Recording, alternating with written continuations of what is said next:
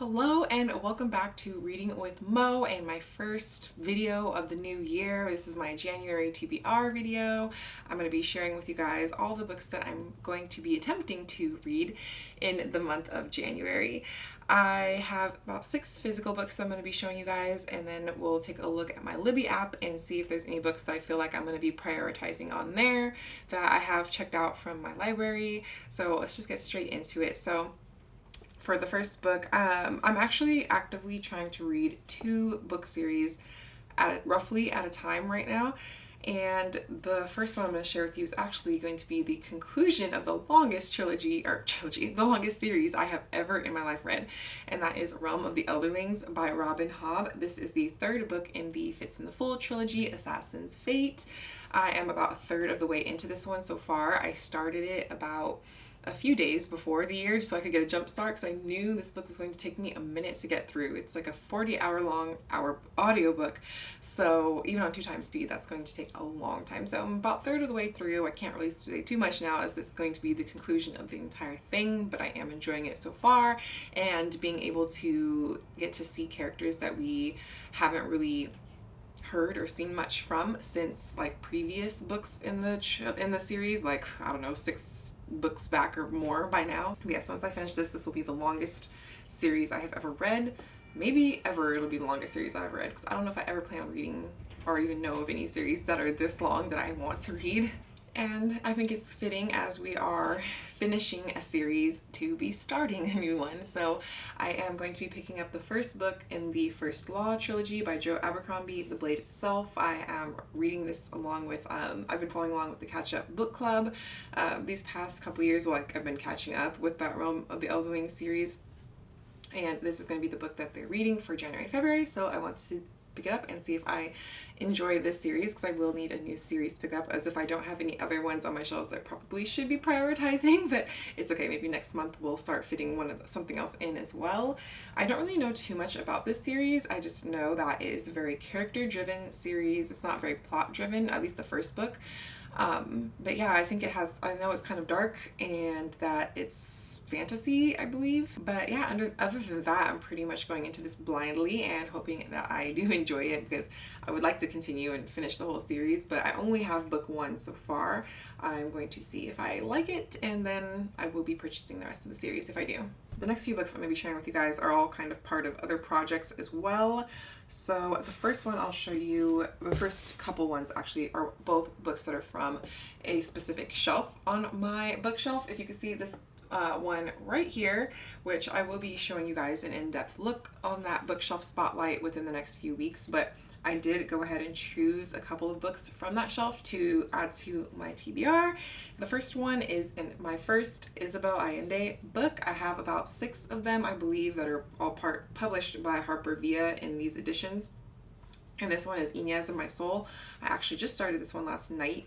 I'm not too far into it. I think I'm about like 50 pages in, and I'm really enjoying it so far. I was a little bit nervous because I have 6 books from an author on my shelves that I have never read before, so it really could go either way if I was going to enjoy her writing or not, but I am really enjoying it. And so this book takes place in Spain in the 1530s, I believe, is when it starts out, and I really like our character that we're following. So with this book, I was kind of annoyed at the beginning because there's a little foreword by the author, and they kind of spoil a lot of stuff that happens in the book. So don't read the foreword in this book if you're not wanting to know any of the plot. At first, I was a little bit annoyed because I didn't expect an author to kind of spoil some of the own plot, because I guess this book is based off of a true story, but going into it I could appreciate having some background and knowing what was going to happen actually helps it to follow along, I feel like, with the storyline more and kind of give you more of an idea what to expect with the novel. We're following a 16th century seamstress. Her name is Inias, and her journey to the Americas. I am really enjoying this so far, so I'm hoping that the rest of the novel is really well, so that we can be starting off on a really high note at the beginning of the year. The other book that I chose from this shelf is The Black Tulip by Alexandre Dumas. This Waterstones edition is very beautifully designed. He is also the author of the Count of Monte Cristo Visto, and that book is also going to be a classic I'm trying to get to this year, just not quite yet. So I'm going to start off with this book from him first, which is a lot shorter, so I can kind of get a taste for his writing. So in this book, we are following our main character Cornelius von Birrell, and he is a tulip grower who specializes in growing the elusive black tulip.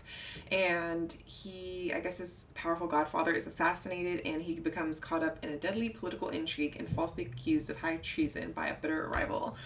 So yeah, I don't really want to know too much more than that going into this, since I know I'm going to read it. And I actually did get the audiobook for this from my library, and it wasn't that long, so I feel like this is definitely going to be very doable this month. The other classic that I want to try to read this month is Violette by Charlotte Bronte. I read and really enjoyed Jane Eyre last year by Charlotte Bronte, so I'm going to be picking up Violette next. This is apparently her last work that she released, and I don't really know too much about it. I guess this book is following our narrator, the autobiographical Lucy Snow, as she flees England in a tragic past and becomes an instructor at a French boarding school in Violette. So hopefully I enjoy this one just as much, or even more possibly, than Jane Eyre. We'll see. Then lastly, of the physical books I have to show you guys, we have a book by Zora Neale Hurston, and this is Jonah's Gourdvine. So I have this set. I'll show you guys. I know I showed the set, I think, in a book haul a while back, but in case you guys didn't watch that, this is it, and that is a set of 10 books, I believe, published by Amistad, these editions of Zora Neale Hurston's complete work. And I have a couple other books that I think that are short story collections of hers on my shelves as well, so I'm basically going to try and read one of these a month, and I should be able to finish by the end of the year. I didn't have any real rhyme or reason for why I chose to go with Jonah's Gourdvine first. I kind of just picked one, and we'll see how it goes. I could end up maybe reading a different one instead, but we'll see. And I didn't do it on purpose, but apparently this is the first novel that Zora Neale Hurston released, so I guess it's kind of fitting that I chose this one to be the first book that I was going to read for this project. I don't really know too much about this novel as well. I just know we're following our main character. He is of mixed heritage, and that has advantages and disadvantages for him as he's growing up. And this book takes place during the Reconstruction era. So those are the books that I'm going to be prioritizing for this month. But as you guys may or may not know, I also do like to publish quarterly, like, most anticipated new releases that are coming out, and I do like to try to read a good chunk of those. So the video, I haven't had a chance to sit down yet for the first quarter of the year's like new releases, but I will be doing that in the next few weeks, so look out for that video. I'm going to be trying to read some of January's new releases as well, or at least the ones that I'm able to get through my library. It's probably going to take me a minute just because some of the new releases, like The Villa by Rachel Hawkins and The Black House by Carol Johnstone, they have like a 11-12 week wait currently, so I'm probably not going to be getting to a lot of new releases early in the month, or at least for January. I'm probably going to be reading more so like some of the December releases that I'm still wanting to read that I haven't got to yet, that I've been on hold for. I am on the hold list currently for The Restless Dark by Erica Waters. This one's a young adult fiction novel. I think it's also described as romance and fantasy, so I'm not really sure.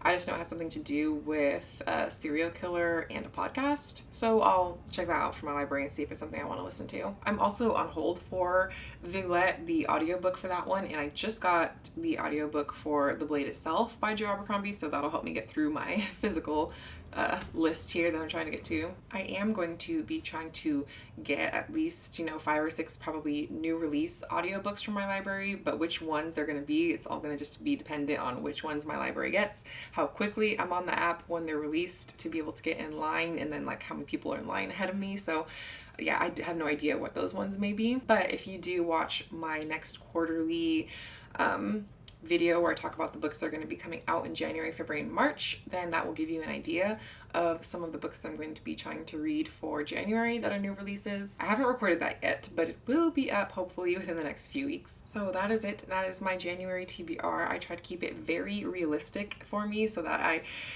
definitely have room to finish these and possibly even pick up other stuff off of my shelves and mood read as I wish. Let me know if there's any books that you guys are prioritizing to read at the beginning of the year. And that's it for today. I'll see you guys in the next one. Bye.